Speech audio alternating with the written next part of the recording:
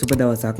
ඔන්න ඉතින් අද වීඩියෝ එකක් බලන්න යන්නේ. ඔයා දැන් කලින් දැක්ක වගේ කොහොමද ලයිට් ඉෆෙක්ට් එකක් අපි ඇඩ් කරගන්නේ කියලා. මම මුලින්ම ස්ටොක් මීඩියා වලට ගිහිල්ලා බෑග්ග්‍රවුන්ඩ් එක ඇඩ් කරගන්නම්.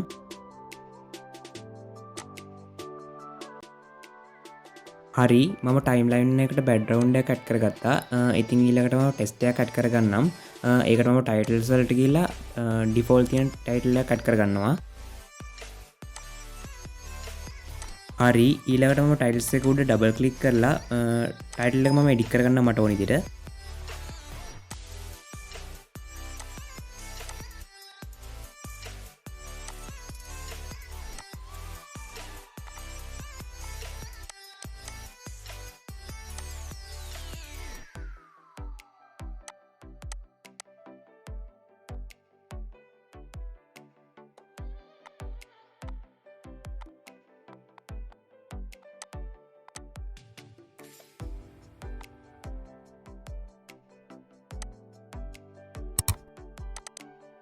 හරි, මම හිතනවා මේ විදිහට හොඳයි කියලා. ඊළඟට මම ටයිල්ස් එක උඩ රයිට් ක්ලික් කරලා create compound clip කියන එක ක්ලික් කරනවා. හරි, මම දැන් මෙතනට නමක් දීලා ඕකේ දෙන්නම්. මේ ටෙස්ට් එකට ඇනිමේෂන් එකක් ඇඩ් වුණා නම් තවත් ලස්සනයි කියලා හිතනවා. ඉතින් මම ටෙස්ට් ඇනිමේෂන් එකක් දැන් ඇඩ් කරගන්නම් මේ ටෙස්ට් එකට. මම මේන් ටයිම්ලයින් එකෙන් අයින් වෙලා මම ක්‍රියේට් කරගත්ත අනිත් ටයිම්ලයින් එකට මම යනවා. ඊළඟට මම ටෙස්ට් එක උඩ ඩබල් ක්ලික් කරනවා. එතකොට වින්ඩෝ එකක් ඕපන් වෙනවට බලා ගන්න පුළුවන්. ඒකේ තියෙනවා ඇඩ්වාන්ස් කියලා. මම එතන ක්ලික් කරනවා. එතන ක්ලික් කරාට පස්සේ අපිට ඇනිමේෂන් දාගන්න පුළුවන් ටෙස්ට් එකට.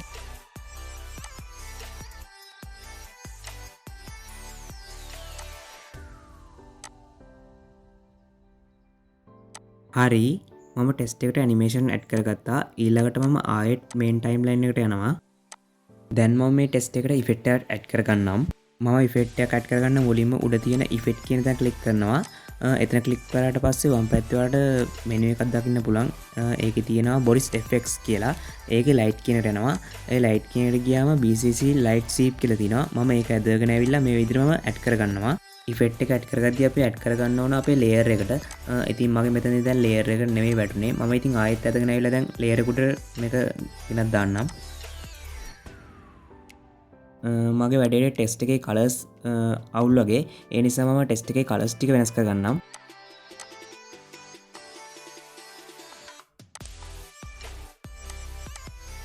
හරි, මම මේ විදිහට කලර්ස් වෙනස් කරගත්තා.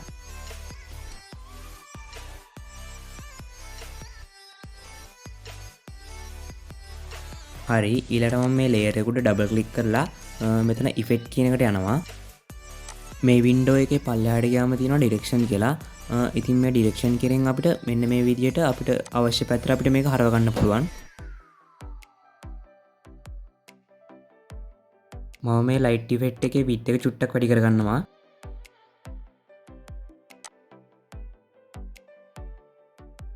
මේ මෙනු එකේ පල්ලෙහාට ගියාම තියෙනවා එජස් කියලා. මේ එජස් කියන එකෙන් අපිට කරන්න පුළුවන් දැන් මම දාපු ඉෆෙක්ට් එක තියෙනවානේ. ඒ ඉෆෙක්ට් එක මට අවශ්‍ය විදිහට ඇඩ්ජස්ට් කරගන්න පුළුවන්.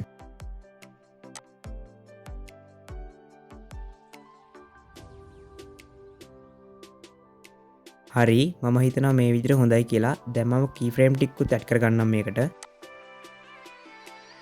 මම දැන් මෙතනදී ඇඩ් කරන කී ෆ්‍රේම් සමහර විට ඔයාට සෙට් වෙන්න නැති වෙන්න පුළුවන්.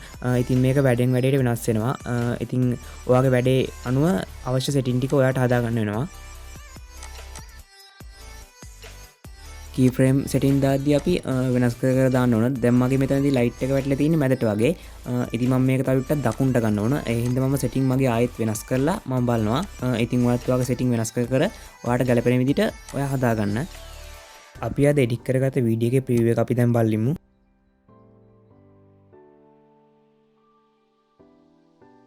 හරි, මේ විදිහට තමයි අපි ලයිට් ඉෆෙක්ට් එක ඇඩ් කරගන්නේ. ඉතින් ඔයාලට මේ වීඩියෝ එක වැදගත් වුණා කියලා හිතනවා නම් අනිවාර්යයෙන් මගේ channel එක subscribe කරන්න. එහෙනම් තවත් දවසක මේ වගේ වීඩියෝ එකකින් ආයෙත් හමු වෙමු. සුබ දවසක්.